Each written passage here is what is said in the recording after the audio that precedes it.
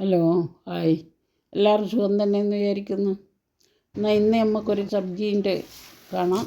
അതായത് തലശ്ശേരി സൈഡെല്ലാം കാട്ടുപൊട്ടി എന്ന് പറയും, തെക്കോട്ടുള്ള ആൾ പീച്ചിങ്ങ എന്ന് പറയും.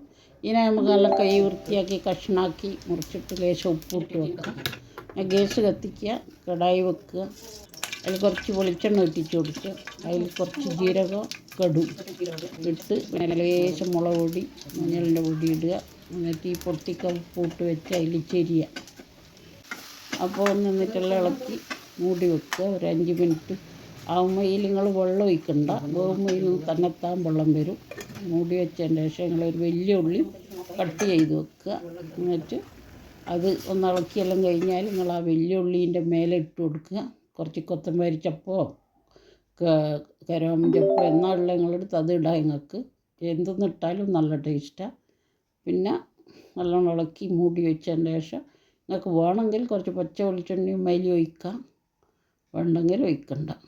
പിന്നെ അതിൻ്റെ ശേഷം നമുക്ക് വേറെ എന്തെങ്കിലും ഒരു വീഡിയോ ആയിട്ട് വരാം. അന്നേരം നമുക്ക് കാണാം.